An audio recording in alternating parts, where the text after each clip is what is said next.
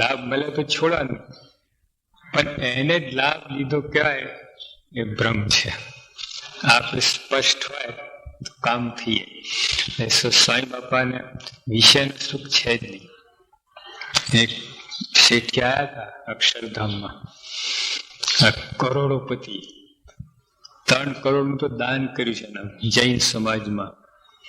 અને એક 19 વર્ષનો દીકરો હતો, ધામમાં ગયો, એની પાછળ જ એની વૃત્તિ થઈ ગયેલો. દીકરાને યાદ કર્યા જ કરે. હવે દીકરો પાછો આવવાનો છે, ગમેલું યાદ કરે, ગમે થાય. હા, થોડીક વાર બરાબર શોક થઈ જાય, પણ પછી મહિનાઓ સુધી આમ એના બાબાને યાદ કર્યા જ કરે. અડધો કલાકે અમે. તો આ બધી સાહેબી ક્યાં ભોગવવાની? કરોડો રૂપિયા શું? જો કરોડ રૂપિયા છે પણ લાભ નથી લઈ શકતો, આમાં લઈ ગયા ઓલા દીકરાની સ્મૃતિમાં. તો જો આ લોકના બધા સુખ છે નાશવંત છે. કરોડ રૂપિયા છે પણ એનું સુખ જ નહીં. પ્રમુખ સાહેબ જે સુખ લે છે ભગવાનનું સુખ છે, અવિનાશી, અખંડ, અનંત. સ્વામીને અપમાનનું દુઃખ નથી ને માનનું સુખ નથી. આ લોકોને કોઈ વસ્તુ લાગુ પડતી નથી. સ્વામી બાપા ત્યાં લંડનમાં CFI ઉજવાયો તે વખતે ઓલા સોનતુલા વખતે બીએ દિવસે સ્વામીનું અપમાન થયું જોરદાર. ઓલા બધાને એમ કે ખાનગીમાં ગયા છે ભાઈ સ્વામી બાપા ને ઓલા બે ઓલા બાપાને ખખડાવા લાગ્યા બરાબર. તે તો બધા બહાર જ હતા, હાજર હતા. પછી તો જરા આવું કઈ થયું ને એટલે સંતો અંદર આવી ગયા. સાહેબ રહેવા દો, વરાળ કાઢવા દો. એ સંતો વાર્યા ને હરિભક્ત કહ્યું તું શું કરે છે આમ તેમ.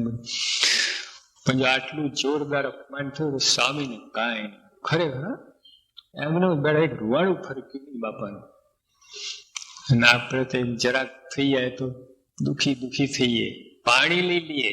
હવે ગઢડા મંદિરમાં આવે બીજો અસ્થિ પાણી આવું થઈ જાય. કોઈ મંદિરમાં કઈ ધક્કો લાગે તો આવું થઈ જાય. કોઈ સંત હરિભક્ત સાથે કઈ બન્યું તો બસ અબોલા આવો. એ લાભ નથી. તો જો સ્વામી બાપાને આવું અપમાન થયું તો એનું અપમાન લાગતું નહીં. પ્રમાણ આપણે ભાઈ છે મુંબઈમાં, મોટા કરોડપતિ છે. ત્યાં બાપાનું ઓપરેશન કર્યા પછી ત્યાં બાપા આરામમાં હતા. પછી ઓલા એક ભાઈ પરમાનભાઈના મિત્ર હતા, મોટા મિનિસ્ટર હતા. એ આ સ્વામી બાપાની તબિયત જોવા આવેલા. તબિયત જોવાની બાજુ માર્યો, ખખડાવા લાગ્યા બાપાને. હા, જો હવે પરમાનભાઈ આટલા મોટા એના મિત્ર કેવા હોવા જોઈએ, વિવેકી આમ. એટલે તું તબિયત જોવા આવે તે તો ભાન રાખ. તે ખખડાવા લાગ્યો, ખૂબ ખખડાયા. સ્વામી એક શબ્દ બોલ્યા નથી. બે ફામ ઓલા તો ખોટા પાયા વિનાના આક્ષેપો આખ્યા જ કરે. તમે આવું ને આમ કર્યું ને આમ ને ફલાણા. આખા હિન્દુસ્તાનના બધાનું બધું એમના ઉપર ઠાલ્યું. બાપા કાંઈ બોલ્યા નહીં. પછી એ ભાઈ સત્તાથી ઉતરી ગયા. નેરોબીમાં બાપાની જયંતિ ઉતરી ને તે અમે ગયા હતા. તો બાપા સ્ટેજ ઉપર બેઠા હતા અને પેલા આયા. બાપા ઉભા થઈને એને હાર તોરા કર્યા. જેને સામુય ના જોઈ શક્યા એવા આવાનું જોઈને હું ને એના દર્શન તે દુઃખદય ના થાય તો ના કીજીએ. આવું એના શું એના દર્શનથી ફાયદા શું? તો સ્વામી બાપા એને સન્માન કર્યું, હાર તોરા કર્યા. બાપા બેઠા, એમને બેસાડ્યા. CM કાકા આયા, વળી બાપા ઉભા થયા, એમને બોલાવીને ઓળખાણ કરાઈ. બાપા બેઠા. ફરી થોડી વાર પછી મહેન્દ્રભાઈ આયા. બાપા ફરી ઉભા થયા ને ઓળખાણ કરાઈ. કઈ લેશ માત્ર અપમાનનું સાય નહીં. આ પુરુષે ને આવી બધી વસ્તુ ભૂલી જાય છે. સ્વયં ભૂલકણા છે, હા, મહાભૂલકણા.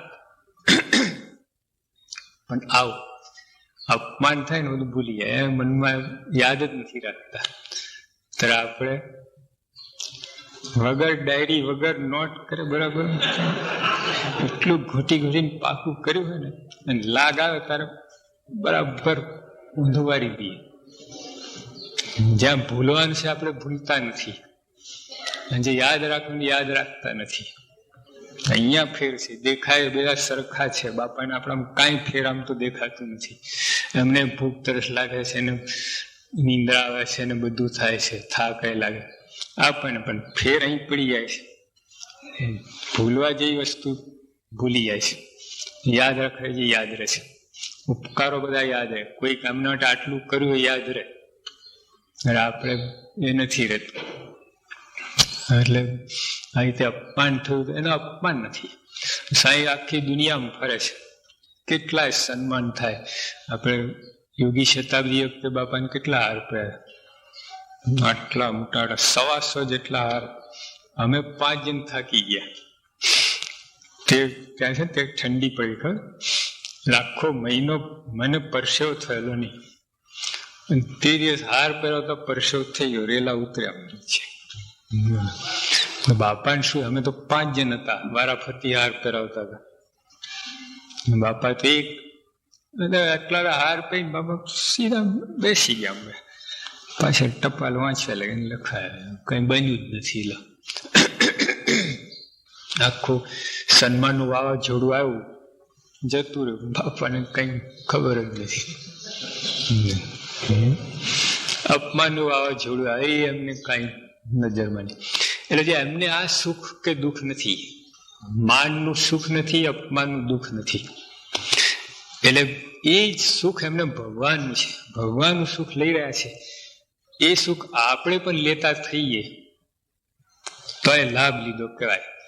બાકી આ બીજું બધું લાભ તો ઠીક છે બધું.